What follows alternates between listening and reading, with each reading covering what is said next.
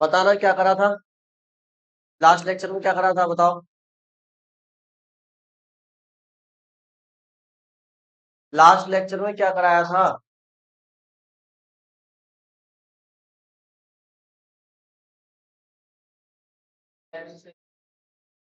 वैद्युत क्षेत्र में द्विध्रुव रखा था और उस पर फोर्स और टॉर्क कैलकुलेट करी थी।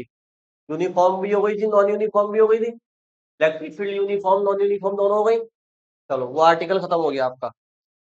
अब हम उस पर बेस्ड क्वेश्चन देख लेते हैं, अगर एनसीईआरटी या इस बुक में दिए हो तो वो कर लेते हैं ना।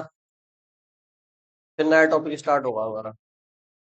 देखना जरा बुक का एनसीईआरटी वाली, उसमें क्वेश्चन देखो एनसीईआरटी का 1.10 क्या है।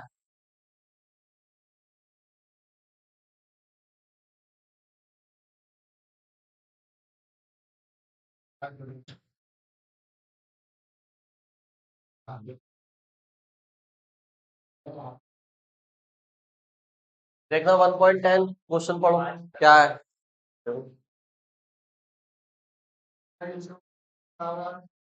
यही है।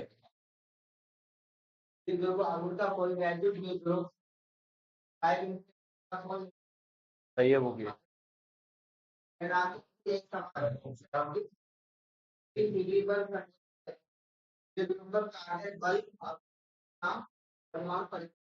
देखो बहुत बहुत आसान क्वेश्चन है, बहुत आसान, अगर आपकी समझ में आ जाए तो। देखो कुछ भी नहीं बोला क्वेश्चन के अंदर, वैल्यू दे रखी है, फॉर्मूला लगाना है, आंसर आ जाएगा। क्या दिया हुआ है देखो, मैं पढ़ दूं। 4 × 10⁻⁹ और ये जो सीएम है ना, ये सेंटीमीटर नहीं है भैया। देखो सी ध्यान से देखो, कैपिटल बना हुआ है। यहाँ सी का मतलब है गुलाम और एम का मतलब है मीटर। तो गुलाम मीटर क्या होता है? गुलाम मीटर किसकी यूनिट होती है? किसकी? बल की होती है गुलाम मीटर। देखो आपने द्विध्रुव, ये द्विध्रुव आघूर्ण का फॉर्मूला पढ़ा था पी का। क्या था? Q × 2L था। तो क्यू क्या है? चार्ज। चार्ज की यूनिट क्या होगी? गुलाम। 2L क्या होती है? डिस्टेंस। डिस्टेंस की यूनिट क्या होगी? मीटर। तो गुलाम मीटर मतलब पी दे रखा है। बात समझ में आ रही है? तो यूनिट से ही पहचान सकते हो कि क्या दिया हुआ है, क्योंकि यूनिट थोड़ी ना बदल जाएगी। अब मैं आपको ये दूं कि भाई 5 गुलाम, तो बताइए किसकी वैल्यू है? क्यू की वैल्यू है। क्यों बताया? क्योंकि क्योंकि गुलाम क्यू की यूनिट है। तो यूनिट से वैल्यू का पता चल जाता है, आगे क्वेश्चन पढ़ने की जरूरत ही नहीं है। हालांकि आगे उसने बोल दिया द्विध्रुव आघूर्ण बोला है। तो देखो बोला है 4 × 10⁻⁹ गुलाम मीटर द्विध्रुव आघूर्ण बोल दिया। डाइपोल मूवमेंट, ये डाइपोल मूवमेंट की वैल्यू इसमें दी हुई है, वो मैं अभी बोर्ड पे लिखूंगा। का कोई वैद्युत द्विध्रुव, मतलब कोई डाइपोल है, उस डाइपोल का डाइपोल मूवमेंट दिया हुआ है और कह रहे हैं उस डाइपोल को हमने इलेक्ट्रिक फील्ड में रख दिया है और इलेक्ट्रिक फील्ड की वैल्यू भी दे रखी है। और जो डाइपोल जिस एंगल पे रखा है थीटा, उस थीटा की वैल्यू भी दे रखी है 30 डिग्री। तो टॉर्क पूछ रहे हैं आपसे, बल आघूर्ण बताओ। आसान है नहीं है? डायरेक्ट फॉर्मूला लगाओगे, सब वैल्यू दे रखी है, आंसर आ जाएगा। देखो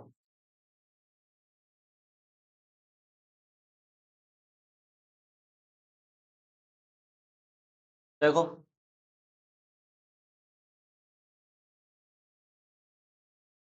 गिवन दैट, गिवन दैट, तो देखो P की वैल्यू क्या दी हुई है? देखो P इक्वल टू 4 × 10⁻, कितना है? -9 गुलाम मीटर। सेंटीमीटर मत समझ लेना इसको। ई की वैल्यू भी दी हुई है, ई की इलेक्ट्रिक फील्ड कितनी है? कितनी इलेक्ट्रिक फील्ड में रखा है? 5 × 10⁻⁴ ये इलेक्ट्रिक फील्ड की यूनिट होती है। चलो है, हर न्यूटन पर कुलाम है ना, तो इसको कुलाम को ऊपर लेके जाओगे तो इसको ऐसे भी लिख सकते हो, कुलाम की पावर -1। पर को ऊपर ले गए ना हम, या ऐसे लिख दो या ऐसे लिख दो, न्यूटन पर कुलाम ऐसे कर दो, एक ही बात। नीचे से ऊपर ले गया ना उसको। ये बीच में ये कहाँ बनाया मैंने अपॉन वाला? जब नीचे से ऊपर जाता है तो पावर माइनस की हो जाती है ना, वही करा है। ऐसे लिख दो ऐसे लिख दो, एक ही बात। और थीटा दिया हुआ है, थीटा कितना है? 30 डिग्री। तो पूछ रहे हैं, तो यानी टॉर्क पूछ रहे हैं। और मतलब ऐसे करके रखा हुआ है, देखो ये इलेक्ट्रिक फील्ड है, यूनिफॉर्म है ना भैया, यूनिफॉर्म है क्योंकि फिक्स वैल्यू दी हुई है, देखो फिक्स वैल्यू मतलब यूनिफॉर्म है। अब ये इलेक्ट्रिक फील्ड है और इसमें ऐसे करके डाइपोल रखा हुआ है ये, -q +q, और ये जो एंगल है इसका ये 30 डिग्री है, तो इस पर टॉर्क लगेगा, जाहिर सी बात है, 30 डिग्री पर रखा है तो टॉर्क लगेगा ना कुछ। तो कितना टॉर्क लगेगा कैलकुलेट कर दो। क्या फॉर्मूला आया था बता इसका। हम्म, बता। इतना छोटा फॉर्मूला है वो भी याद ना होगा तो फिर क्या होगा, बताओ भाई। है नहीं, वो वाला नहीं, इसका इस केस में डाइपोल पे जो टॉर्क लगता है वो वाला बताओ। वो तो रॉड पे लगा था, जो हमने प्रूफ करा था वो वाला, वो बताओ। हमने जो हाँ, क्या क्या क्या था, पी ई क्या, साइन थीटा था, कॉस थोड़ी था, साइन था। देखो चेक करो, यार पढ़ा करो घर जाके। तो देखो सारी वैल्यू पता है, पी की भी पता है, ई की भी पता है, थीटा भी पता है, वैल्यू पुट करो, आंसर निकालो जल्दी। इसका आंसर आ गया भाई, इसका आंसर क्या आया, देखो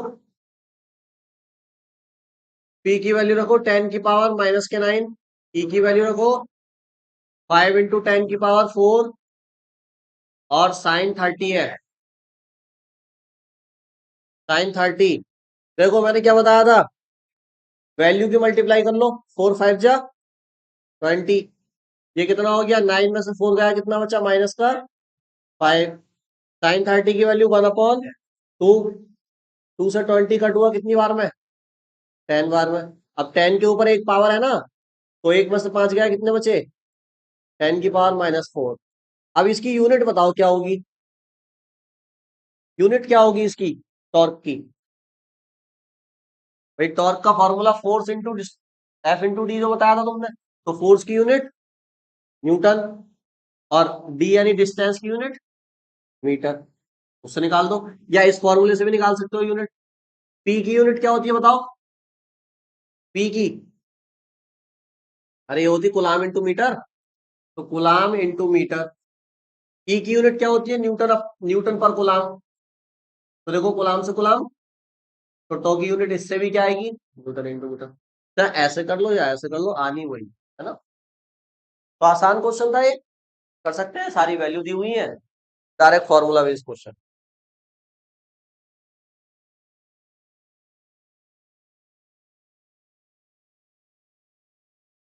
चलो मैं रफ कर रहा हूँ उसको, है ना, यादू एक क्वेश्चन में बोल रहा हूँ, उसको लिखना जरा, एनसीईआरटी का नहीं है, मैं बोल रहा हूँ, देखो हिंदी में लिखो पहले,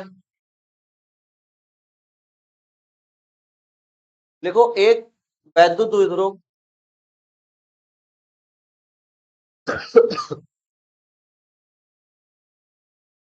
एक वैद्युत द्विध्रुव जिसकी लंबाई 4 सेंटीमीटर है, को एक समान वैद्युत क्षेत्र को एक समान वैद्युत क्षेत्र 10⁻⁴, एक समान वैद्युत क्षेत्र 10⁻⁴ न्यूटन पर कुलाम से, न्यूटन पर कुलाम से 30 डिग्री पर, 30 डिग्री पर रखने से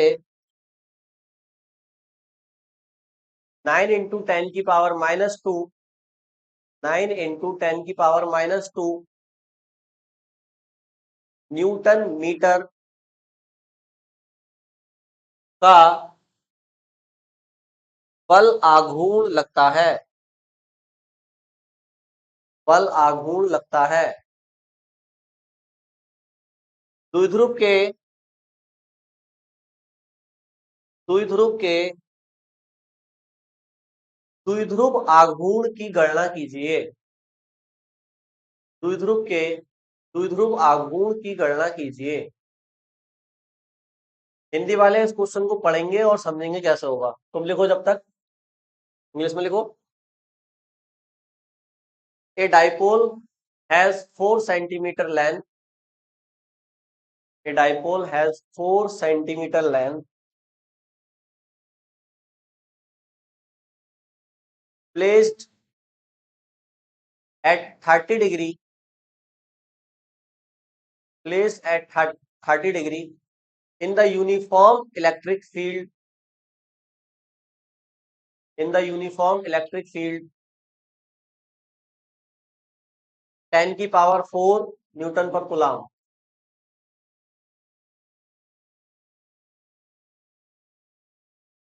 Dipole experience, dipole experience a torque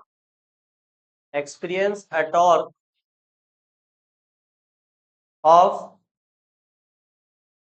9 into 10 की power -2 Newton into meter. Calculate the dipole moment. Calculate the dipole moment of the dipole. कैसे करेंगे, कोई बता सकता है? हाँ भाई, कैसे करोगे इसको बताओ.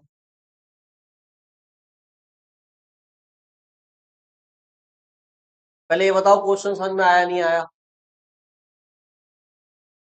क्वेश्चन पढ़ो और समझो क्या कह रहा है. ये क्वेश्चन बोर्ड में आया हुआ है जो मैंने लिखवाया है.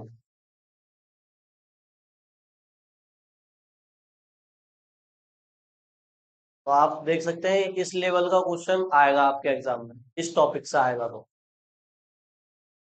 तो क्या समझ में आ रहा है इस क्वेश्चन से? देखो क्या कह रहे हैं, देखो. कोई बच्चा समझाओ जरा मुझे पढ़कर क्या है.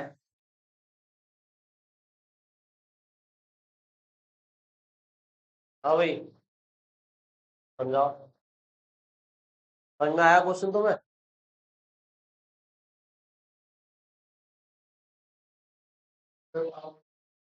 है द्विध्रुव आघूर्ण क्या होता है? पी बोलते हैं इसको. पी नहीं होता डाइपोल मूवमेंट, इसको द्विध्रुव आघूर्ण बोलते हैं. ठीक है.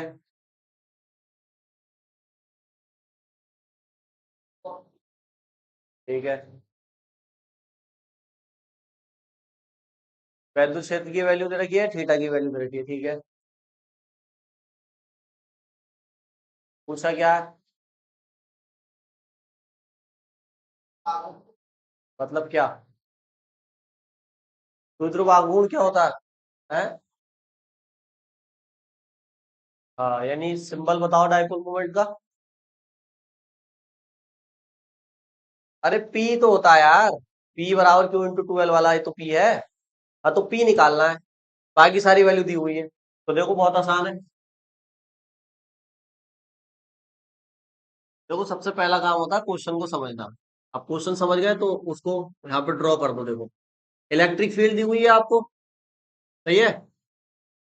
इस इलेक्ट्रिक फील्ड की वैल्यू दी हुई है, गिवन है. बताओ कितनी है जरा. इलेक्ट्रिक फील्ड की बताना क्या है. हाँ, 10 की पावर 4 न्यूटन पर कूलम, ये इलेक्ट्रिक फील्ड की वैल्यू दी हुई है. सही है. इसमें कह रहा है एक डाइपोल रखा है हमने. क्या रखा है? एक डाइपोल. इस डाइपोल की लेंथ दे रखी है. यानी किस चीज की वैल्यू है बताओ जरा. कह रहा है डाइपोल की लेंथ है हमारे पास, तो वो कौन सी वैल्यू है? 2L की तो वैल्यू है. डाइपोल की लेंथ 2L ही तो होती है. हाँ, तो 2L कितना है बताओ. 4 सेंटीमीटर है. मैंने बताया था सेंटीमीटर को तुरंत किस में कन्वर्ट करो, मीटर में. तो कितने से मल्टीप्लाई कर दूं? 10 की पावर. एक ही बात है, 100 से डिवाइड करके ऊपर लेके जाओगे, एक ही बात है. ठीक है. चलो लेंथ भी हो गई. और क्या कह रहा है? कह रहा है अब ये कितने एंगल पे रखा है इसमें? 30 एंगल भी दिया है. मतलब क्या दिया है? थीटा.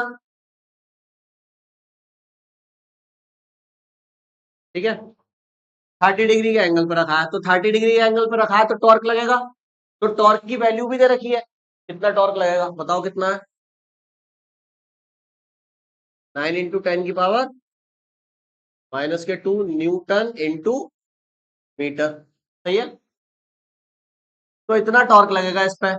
अब ये पूछ रहे हैं कि बताओ पी कितना होगा. इस द्विध्रुव का द्विध्रुव आघूर्ण बताओ, और द्विध्रुव आघूर्ण होता है पी। अब इतनी सारी वैल्यू देने के बाद पी पूछ लिया तो नहीं बता पाओगे, बता दोगे? तो देखो पी निकालने का कितने तरीके हैं हमारे पास, दो तरीके हैं। दो फॉर्मूलों में पी पढ़ाया तुमने, एक तो टॉ बराबर पीई साइन थीटा, उसमें पी आता है, और एक पी का खुद का फॉर्मूला है अपना personal, Q into two L. अब सवाल ये आता है कौन सा लगाए, तो वही जोन सा वैलिड हो सकता है वही लगेगा, दोनों नहीं लगा सकते आप वैल्यू देखो कौन कौन सी दे रखी है उसके अकॉर्डिंग फॉर्मूला लगाओ। तो अगर आप सपोज करो ये लगाते हो P equal to Q into two L, तो आपके पास टू एल की तो वैल्यू है, लेकिन क्यू नहीं है ना, फिर चार्ज तो बताया ही ना उसने डाइपोल पे कितना है, तो इसको हम नहीं लगा सकते। फिर हम कौन सा लगाएंगे, हमारे पास दूसरा ऑप्शन क्या है, जो हमने अभी ड्राइव करा था वही वाला है ना। तो as we know that, charge दे ही नहीं रखा है इसका मतलब ये थोड़ी ना कि चार्ज है ही नहीं, चार्ज तो है लेकिन दिया नहीं है ना क्वेश्चन में, बताया नहीं है कितना है, चार्ज तो होगा। तो लगाओ फॉर्मूला, कौन सा लगाओगे, टॉ बराबर पीई साइन थीटा। अब देखो यहाँ से एक मिनट देखो, यहाँ से पी निकालना है ना हमें, तो ई साइन थीटा को कहाँ भेज दो, इसके नीचे। तो टॉ बराबर E sine theta is equal to क्या, पी। इसको सीधा करो और वैल्यू पुट करो, आंसर निकालो।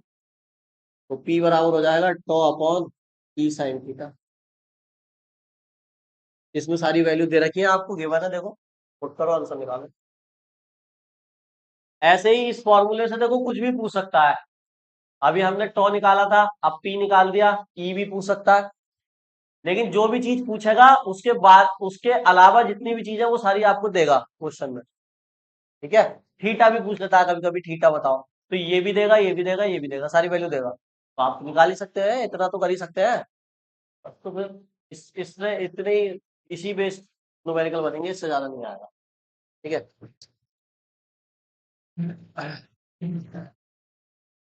अब हम अपने नेक्स्ट टॉपिक पे बढ़ जाते हैं।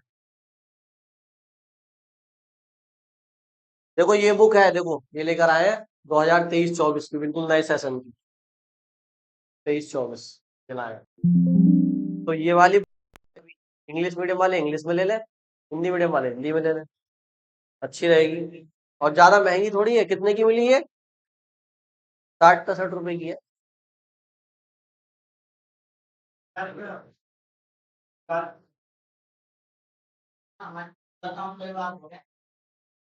इनसे पूछो कहाँ से लाए हैं।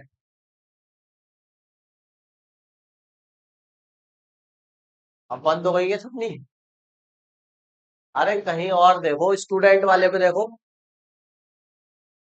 पुरानी ले ली तो चलो कोई बात नहीं, ले ली मिल, तो इसमें भी जाएंगे क्वेश्चन। स्टार्ट होगा ना, वो है continuous charge distribution, continuous charge distribution, heading डालो, continuous charge distribution, continuous charge distribution,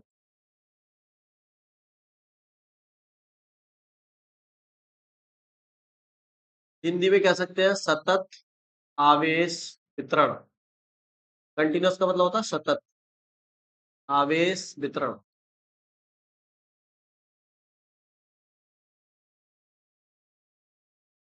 का चार्जर लाऊंगा तो ये स्टॉप हो जाएगा, बैटरी लगाना है।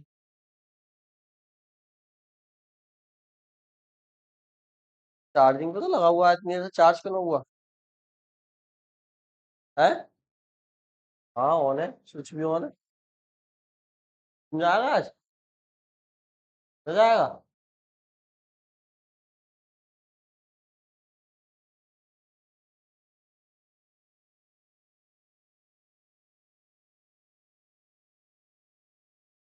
कंटिन्यूअस चार्ज डिस्ट्रीब्यूशन का मतलब समझ रहे हैं आप, तो भाई चार्ज का डिस्ट्रीब्यूशन कैसा होगा,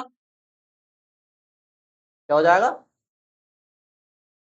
अब बटता तो है ही, लेकिन कैसे बटेगा, कंटिन्यूअस। अब तक आप जो चार्ज पढ़ रहे थे Q1 Q2 Q3 अलग अलग ही तो पढ़ रहे थे, कि भाई यहाँ पर Q1 है, यहाँ पर Q2 है, यहाँ पे Q3 है, ऐसे करके है। किसी ट्राइंगल में पढ़ लिया, स्क्वायर में पढ़ लिया, रेक्टेंगल में पढ़ लिया, ऐसे तो पढ़ रहे थे चार्ज को।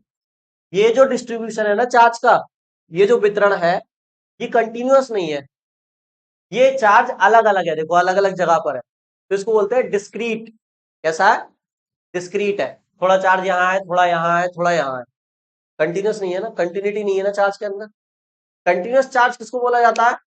हेलो, इधर समझा रहा है, इधर देखो बाद में देखना उसमें। यहाँ चार्ज कैसा है बताओ? डिस्क्रीट है। थोड़ा चार्ज यहाँ, थोड़ा चार्ज यहाँ, थोड़ा चार्ज यहाँ। अब तक आप ऐसे ही पढ़ रहे हो चार्ज को।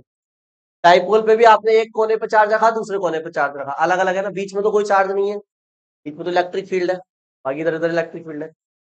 तो ऐसा ये जो चार्ज का डिस्ट्रीब्यूशन है, इसको बोलते हैं डिस्क्रीट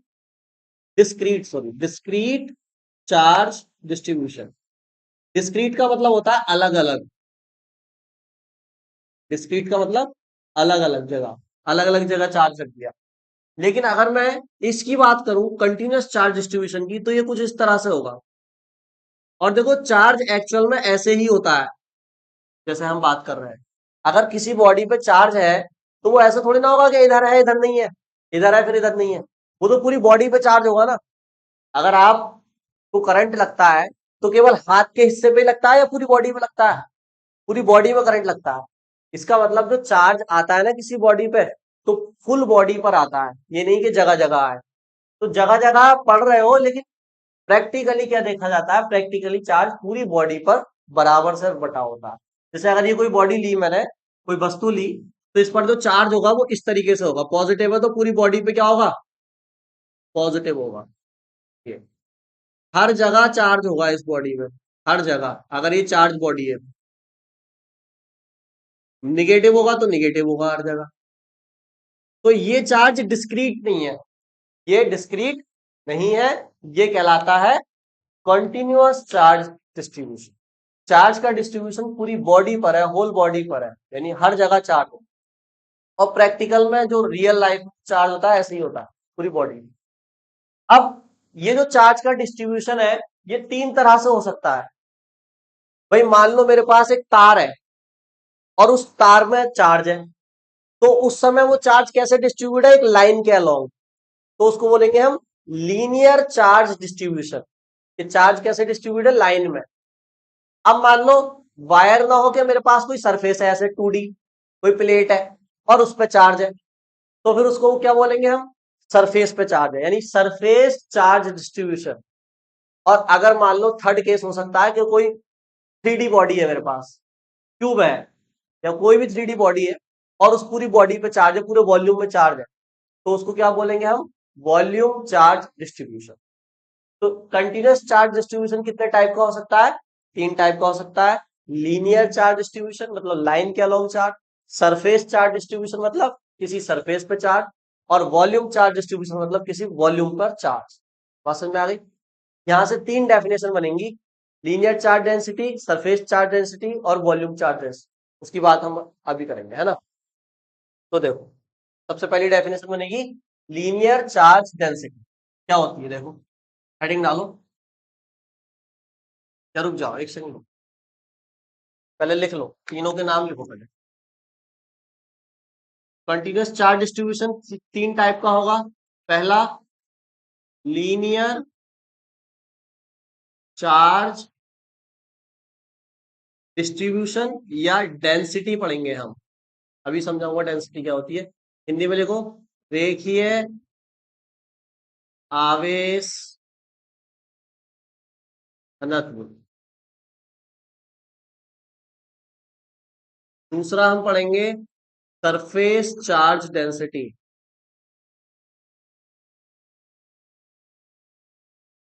सरफेस चार्ज डेंसिटी, यानी सरफेस चार्ज डेंसिटी को क्या पढ़ेंगे? देखिए ये में बढ़ के आता है इसका, तो अभी हिंदी में इसको लिख दूंगा। तीसरा लिखो वॉल्यूम चार्ज डेंसिटी। यानी आयतन आवेश घनत्व।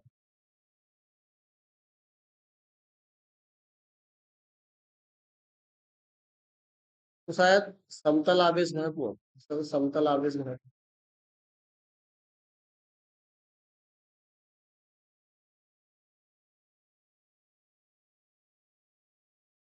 ये भी।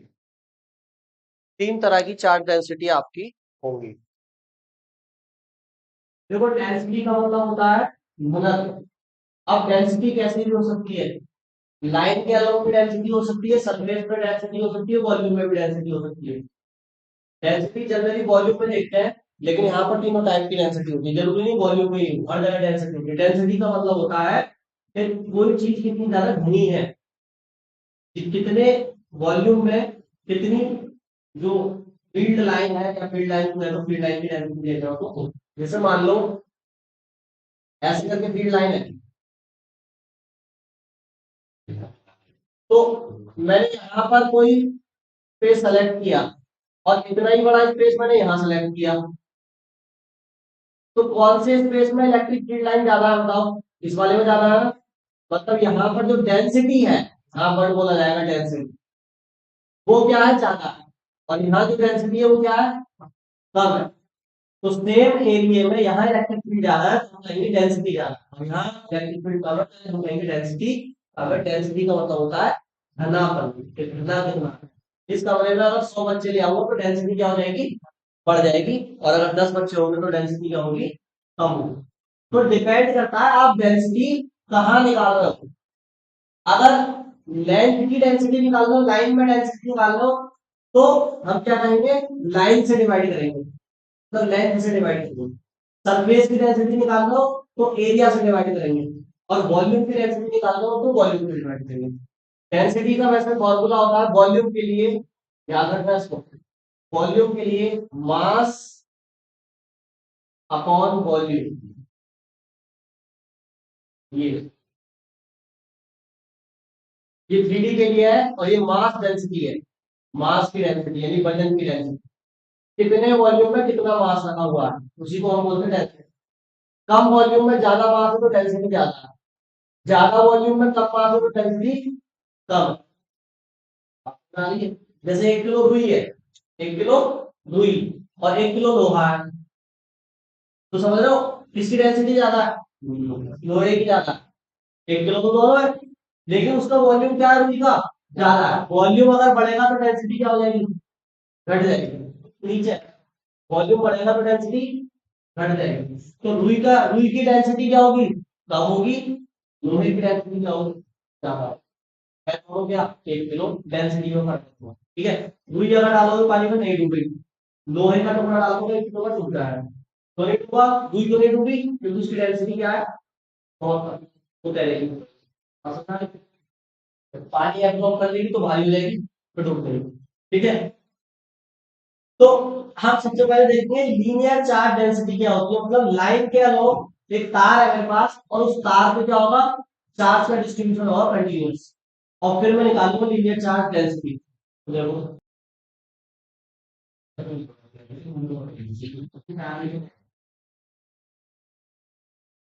हमारे निकालो लीनियर चार्ज डेंसिटी।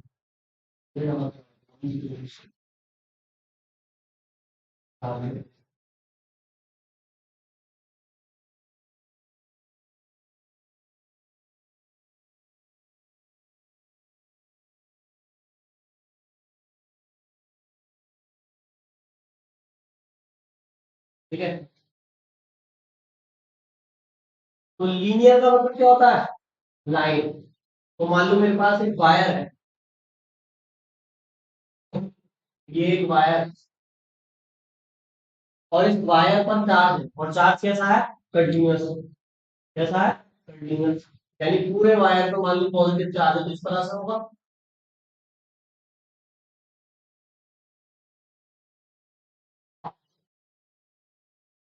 ये मैंने पॉजिटिव चार्ज रखा हुआ है। तो हम कहेंगे यहाँ पर जो चार्ज का डिस्ट्रीब्यूशन है वो कैसा है, लीनियर है। एक लाइन के अलावा चार्ज बटा हुआ है, तो लीनियर चार्ज है। अब मान लो मुझे इस लीनियर चार्ज की डेंसिटी निकालनी है, लीनियर चार्ज की डेंसिटी निकालनी है। तो लीनियर इस चार्ज की डेंसिटी कैसे निकालूंगा? डेंसिटी का मतलब समझे ना, घनत्व निकालना, कि कितना घना है ये चार्ज, कितना घना। तो लीनियर चार्ज डेंसिटी को कैसे निकालूंगा? तो उसको निकालने के लिए मान लो ये जो वायर है ना, इसकी लेंथ जो है वो कैपिटल एल है, यहाँ से यहाँ तक की जो लेंथ है वो कितनी है? Capital L. देखो ध्यान समझो, कैपिटल एल लेंथ का वायर। मैंने क्या करा, इसका एक छोटा सा टुकड़ा लिया है यहाँ पर, बहुत ही स्मॉल एलिमेंट लिया है, और इस एलिमेंट को कहेंगे लाइन एलिमेंट। ये लाइन क्या लोगे यार, ये जो लाइन एलिमेंट है ये बहुत ही स्मॉल है, बहुत ज्यादा स्मॉल एलिमेंट है, ठीक है। इतना स्मॉल है कि इसमें चार्ज तो है, लेकिन इसको आप देख नहीं सकते, इतना स्मॉल है। देखोगे तो बहुत स्मॉल है, लेकिन इतना भी नहीं है कि उसमें चार्ज भी ना है, चार्ज है लेकिन देखोगे तो स्मॉल। मतलब कुल मिला के स्टार का एक छोटा सा क्या है, टुकड़ा है, बहुत छोटा। तो बहुत छोटी चीज को हम क्या बोल देते हैं बताओ? डीएल। क्या बोल देते हैं? डीएल। तो अगर मुझे इसकी क्या निकालनी है, लीनियर चार्ज डेंसिटी निकालनी है, तो उसका सिंबल होगा देखो लेमडा। लीनियर चार्ज डेंसिटी का सिंबल क्या होगा? लेमडा, इसको बोलते हैं लेमडा। सही है? जहां भी लेमडा आएगा समझ जाओ लीनियर चार्ज डेंसिटी, ठीक। तो देखो कैसे निकलेगी, ध्यान से देखो। मान लो इसमें जो चार्ज है वो कैपिटल क्यू है, या स्मॉल क्यू भी ले सकते हैं, कैपिटल क्यू मान लेंगे। इसमें चार्ज कितना है भैया? पूरे वायर पे चार्ज कितना है? Capital Q. और पूरे वायर की लेंथ कितनी है?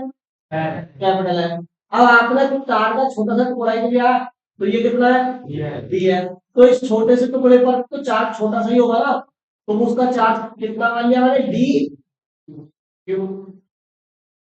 सही है? मैं क्या कर रहा हूं, मैं इस छोटे से तार के टुकड़े की डेंसिटी निकाल रहा हूँ, बता रही है। फिर पूरे वायर की निकालूंगा, वो बताऊंगा कैसे निकलेगी। आपकी बात समझ आ रही? तो अब देखो कैसे निकलेगी। इस छोटे से लेंथ में जो चार्ज है वो क्या है? D Q. और इस छोटे से लेंथ की जो लेंथ है वो क्या है? D L. तो कैसे लिखोगे? Charge upon D L. ये जो फॉर्मूला आएगा इसी को आप क्या कहोगे? Linear charge density. लेकिन ध्यान रहे, ये जो लीनियर चार्ज डेंसिटी है ये इस स्मॉल एलिमेंट की है, ताकि पूरे वायर। अब ध्यान सुनो मेरी बात, में क्या कहना चाह रहा हूं। यानी चार्ज डेंसिटी कैसे निकलेगी आप समझ गए। जितना चार्ज है उसको ऊपर लिखो, और जो लेंथ है वायर की उससे क्या कर दो? डिवाइड कर। ये हमने छोटे से टुकड़े के लिए करा, यही काम हम बड़े वाले वायर के लिए कर सकते हैं। तो बड़े वाले वायर के लिए क्या करोगे बताओ, कैसे लिखोगे? लेंथ का इक्वल टू क्या? कैपिटल क्यू तो चार्ज है पूरा, और डिवाइड में क्या? कैपिटल एल क्या है? तो ये क्या हो गया? ये हो गया charge per unit length, and the charge per unit length is called linear charge density. मतलब कोई तार है बहुत बड़ा, उसका एक यूनिट लेंथ ले लो आप। जैसे फॉर एग्जांपल 10 मीटर का तार, 10 मीटर के तार में 1 मीटर के तार पे जितना चार्ज है वही चार्ज क्या होगा? हर 1 मीटर पर होगा। यानी उसकी जो डेंसिटी हो जाएगी वो क्या हो जाएगी? 1 कूलाम पर मीटर हो जाएगी। कितनी हो जाएगी? 1 कूलाम पर मीटर। मतलब उस तार के हर मीटर के टुकड़े में कितना कितना चार्ज है? 1 1 कूलाम का। यानी चार्ज कैसे बटा हुआ है? 1 1 कूलाम चार्ज बटा हुआ है एक एक टुकड़े में। बात समझ आ रही है ना? जैसे फॉर एग्जाम्पल देखो, मैंने कहा कि ये तार है, और इस पॉजिटिव चार्ज है, और इस तार की लंबाई है 10 मीटर, और इस चार्ज की जो लेमडा की वैल्यू है वो है 2 कूलाम पर मीटर। 2 कूलाम पर मीटर। तो ये मैंने लीजिए चार्ज डेंसिटी दे दी। इसका मतलब क्या हुआ कि इस तार के हर मीटर पे अगर आप 1 मीटर का टुकड़ा लोगे तो कितना चार्ज निकलेगा इसके अंदर? 2 कूलाम। दूसरा 1 मीटर का टुकड़ा लोगे तो कितना निकलेगा? 2 कूलाम। तीसरा 1 मीटर का टुकड़ा लोगे तो कितना निकलेगा? 2 कूलाम। तो लीनियर चार्ज डेंसिटी हमें बताती है कि पूरे वायर पर अगर यूनिट लेंथ ले लें तो उस यूनिट लेंथ में कितना चार्ज होगा हर यूनिट लेंथ में उतना ही चार्ज। समझ में आ गई? तो इसकी डेफिनेशन क्या बनेगी लीनियर चार्ज डेंसिटी की? तो the total charge per unit length, per unit हो गई ना, एक यूनिट में हो गई ना, is called linear charge density. देखो पहले डेफिनेशन लिखो फिर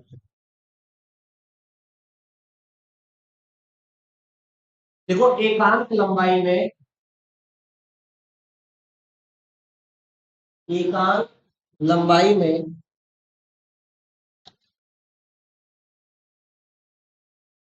वितरित, वितरित मतलब होता है बटा हुआ,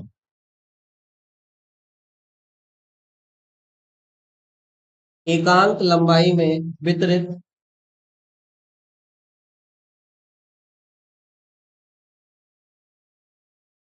आवेश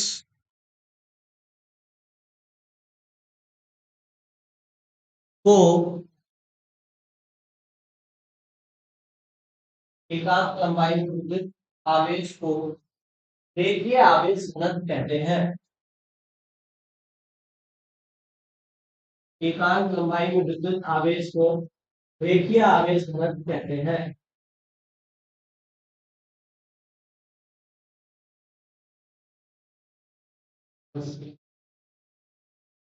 रेखीय आवेश घनत्व बस ये डेफिनेशन है।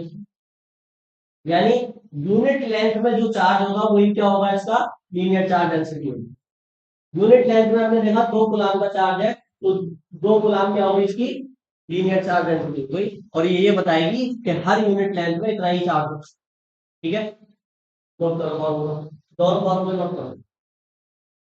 इसको लिखो the distribution of charge,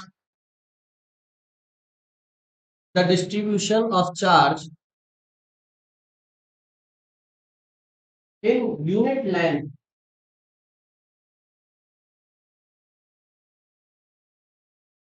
the distribution of charge in unit length is called, is called linear charge density। Diagram भी बना is called linear charge density। It is represented by lambda, it is represented by lambda। ये इधर देखो जरा एक minute, मान लो मेरे पास एक वायर है, अरे इधर देखें सब, एक वायर है, इस वायर पे मैंने कहा जो चार्ज है वो है 50 कूलम। कितना कूलम है 50 कूलम। इस वायर की जो लेंथ है वो है 20 मीटर, 20 मीटर को 10 मीटर कर दो, 10 मीटर लेंथ का वायर है, टोटल चार्ज इसको 50 कूलम है वायर। मैंने पूछा लीनियर चार्ज डेंसिटी बताओ, लेमडा बताओ कितना होगा। तो 5 क्या, 5 के आगे कुछ बोलो, 5 कूलम पर मीटर, इसका क्या मतलब है 5 कूलम पर मीटर का, हर 5 मीटर पर नहीं, हर मीटर में, हर मीटर में कितने कूलम चार्ज है 5 कूलम का। दूसरे मीटर पे जाओगे तो 5 कूलम का। तो इस तरीके से पूरे 10 मीटर के तार का टोटल कितना हो गया 4। ये मतलब होता है लीनियर चार्ज। अब सुनो मेरी बात, अब यहाँ से पूछता है ठीक है भैया, ये चीज तो हम इस फॉर्मूले से निकाल रहे हैं ना, ये फॉर्मूला क्यों लिखवाया आपने, ये वाला क्यों लिखवाया, ये चीज तो आप इसलिए निकाल रहे हो, तो ये कब यूज होगा, ये फॉर्मूला कब यूज होगा, क्यों पता है कब देंगे, और ये आधे दिन का भैया हमें क्यों नहीं पता हो है नहीं नहीं, तार के बीच में है, तार के बीच में। हाँ देखो ये बहुत इंपॉर्टेंट फॉर्मूला लिखा है ना ऊपर वाला, इससे भी ज्यादा इंपॉर्टेंट है, क्योंकि कभी कभी पता क्या होता है, ये आप तब बता पा रहे हो जब ये जो चार्ज है ना ये कांस्टेंट डिस्ट्रीब्यूशन है, चार्ज का डिस्ट्रीब्यूशन कैसा है कांस्टेंट है, कहीं घना कहीं हल्का, ऐसा थोड़ी है कि कहीं पर चार्ज ज्यादा इकट्ठा है कहीं पर कम है, ऐसा नहीं है ना। कैसा डिस्ट्रीब्यूशन है कांस्टेंट है। अगर वेरिएबल चार्ज डिस्ट्रीब्यूशन होता, मान लो यहाँ तो चार्ज होता बहुत सारा इकट्ठा और यहाँ क्या होता कम, तो डेंसिटी अलग अलग हो गई नहीं हो गई? यानी यहाँ पर डेंसिटी क्या है, कांस्टेंट नहीं है। जब डेंसिटी कांस्टेंट नहीं होती है, अलग अलग होती है एक ही बॉडी के अंदर, तब हम किस फॉर्मूले को लगाते हैं, इसको लगाते हैं। इस फॉर्मूले से कैलकुलेट करोगे तो क्या, लीनियर चार्ज डेंसिटी। हाँ कांस्टेंट है, टोटल चार्ज दिया हुआ है, टोटल लेंथ दी हुई है, तो पर यूनिट लेंथ को निकाल देंगे हम डिवाइड करके, इतनी पर यूनिट लेंथ में इतना चार्ज होगा। लेकिन अगर उसने कह दिया कि डेंसिटी जो है वो वेरी कर रही है, कहीं पे चार्ज ज्यादा है, कहीं पे चार्ज कम है, तो आप फिर इसका यूज करोगे। और इसका यूज जब भी होगा तो इंटीग्रेशन होगा। ये देखो डी डी का हुआ है, डी को अगर पूरा बनाते हैं तो क्या करते हैं, इंटीग्रेशन करते हैं। तो ये वाला यूज जब भी फॉर्मूला होगा तो इंटीग्रेशन करता हूँ, डेंसिटी निकालने के लिए, ठीक है। हाँ, और ये वाला फॉर्मूला तो सीधा सीधा यूज होगा जब, तो लिख लो ये फॉर्मूला तब यूज होगा जब कांस्टेंट डेंसिटी होगी। डेंसिटी कैसी होगी, कांस्टेंट, या डिस्ट्रीब्यूशन कैसा होगा, कांस्टेंट होगा। ये वाला फॉर्मूला तब यूज होगा जब वेरिएबल डेंसिटी होगी, वेरिएबल डेंसिटी बहुत इंपॉर्टेंट बात है।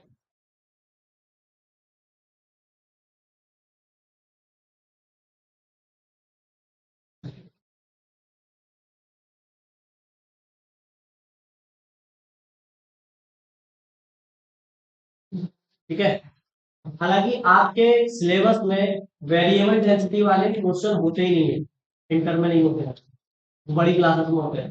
तो ये फॉर्मूला लगेगा भी नहीं कहीं, यही वाला फॉर्मूला लगेगा होगा जो अपॉन है, ठीक है। लिखवा दिया है, फिर भी कहीं भी हो रहा है, क्योंकि मैं तो हायर लेवल के न्यूमेरिकल कराता हूँ ना। तो जैसे लीनियर चार्ज डेंसिटी गई, आप उसी तरह से सेम क्या कर देंगे आप, सरफेस चार्ज डेंसिटी। उसमें चार्ज कहाँ होगा, लाइन की बजाय किसका होगा, एरिया पर होगा। अरे एरिया पर होगा, कर लो उसको जल्दी करो। हाँ ठीक है। Second, surface charge density.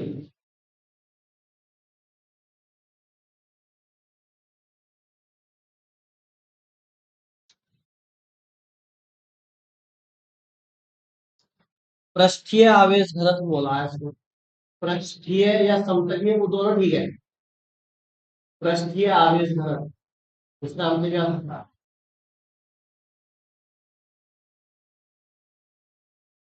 पृष्ठीय आवेश घनत्व।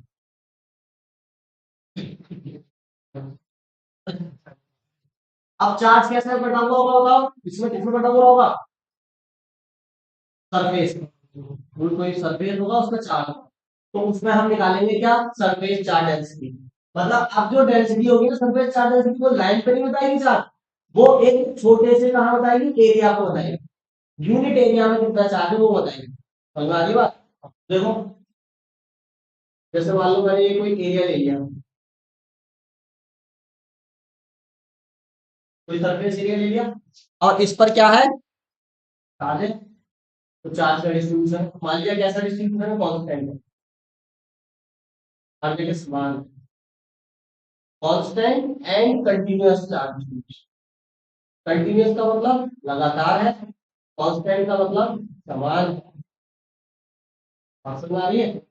तो अगर आपसे पूछा जाए कि भैया सरफेस चार्ज डेंसिटी कितनी है इसकी, सपोज करो इसका पूरे का जो एरिया है, पूरे सरफेस जो पूरा सरफेस एरिया है वो ए है, और जो पूरा चार्ज है इस पर वो कितना है, 2 है। तो बस आपको कुछ नहीं करना, वहां लेंथ से डिवाइड कर रहे थे, यहाँ एरिया से डिवाइड कर रहे हैं। बात समझ में आ रही। तो लेकिन अब सिंबल देखो, सिंबल चेंज हो जाएगा।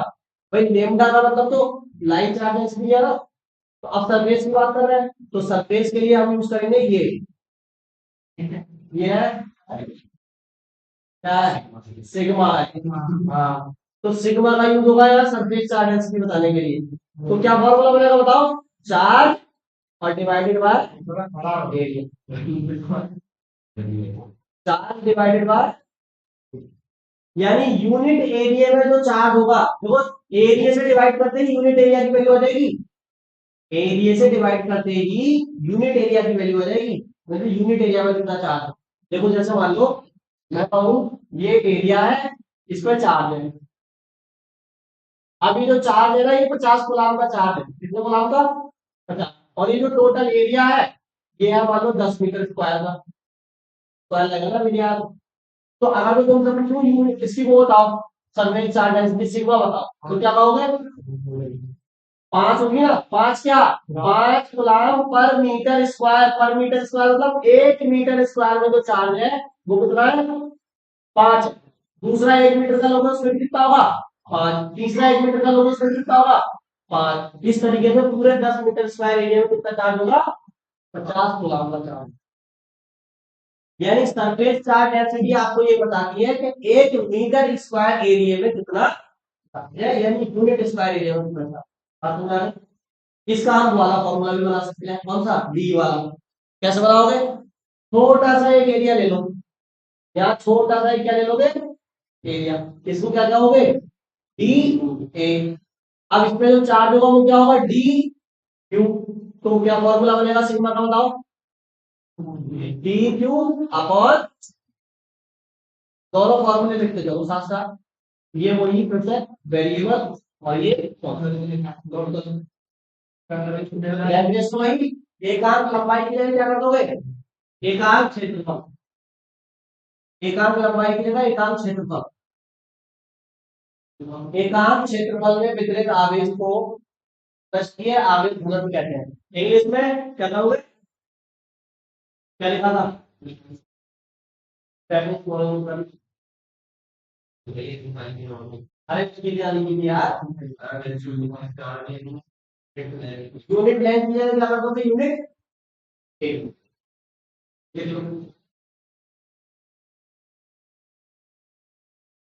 वॉल्यूम चार्ज डेंसिटी लास्ट आयतन आवेश घनत्व।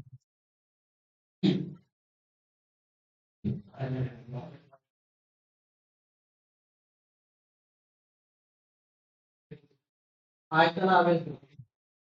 बताओ अब चार्ज कहाँ होगा? अरे अब चार्ज कहाँ डिस्ट्रीब्यूशन होगा बताओ? चार्ज का वॉल्यूम में होगा। और वॉल्यूम चार्ज डेंसिटी क्या बताएगी हमें? अरे बताओ, अगर चार्ज का वॉल्यूम में डिस्ट्रीब्यूट होगा तो अगर मैं उसकी वॉल्यूम चार्ज डेंसिटी निकालूंगा क्या पता चलेगा मुझे? है हाँ, पर मीटर क्यूब जो वॉल्यूम है उसमें कितना चार्ज है। पर मीटर क्यूब जो वॉल्यूम होगा उस पूरे वॉल्यूम का उसमें कितना, उतना ही चार्ज हर पर मीटर क्यूब वॉल्यूम के अंदर होगा। अगर डेंसिटी क्या है? कांस्टेंट। बात समझ आ गई? तो मान लो कोई वॉल्यूम ले लो,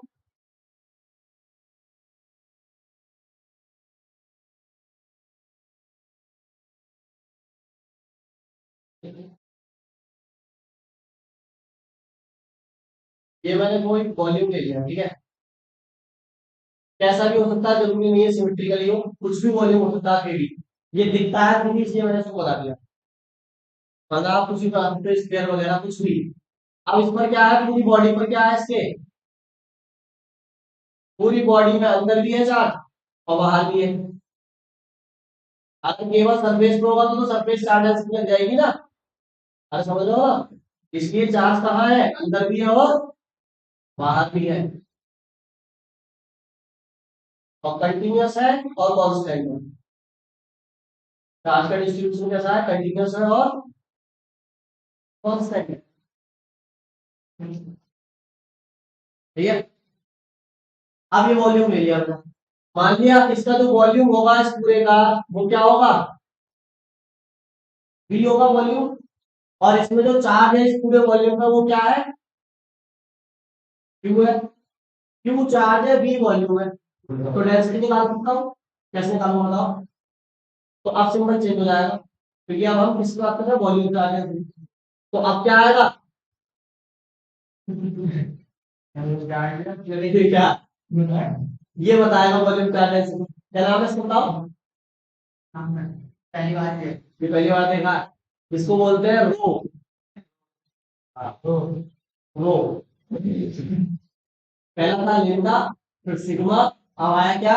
रो। तो रो का क्या फॉर्मूला बनेगा? 4 और डिवाइडेड बाय क्या? निकल जाएगा यूनिट वॉल्यूम में कितना चार्ज है? 4 डिवाइडेड बाय वॉल्यूम।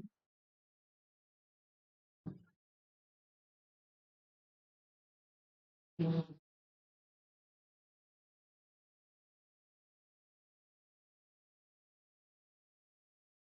क्या है गुलाम काम by metre cube coulomb upon metre cube charge unit coulomb volume की मीटर क्यूब गुलाम पर मीटर क्यूब इससे पहले वाली गुलाम पर मीटर स्क्वायर इससे पहले वाली गुलाम पर मीटर बस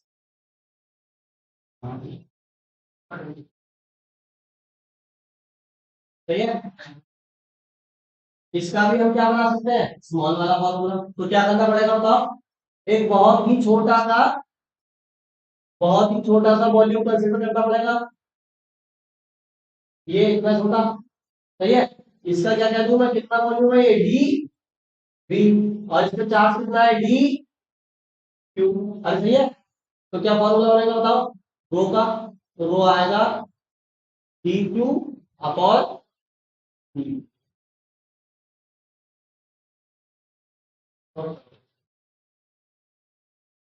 चार्ज का डिस्ट्रीब्यूशन बताया किस तरीके से चार्ज डिस्ट्रीब्यूट होता है और किस तरीके से आप उनकी डेंसिटी कैलकुलेट कर सकते हैं ठीक है।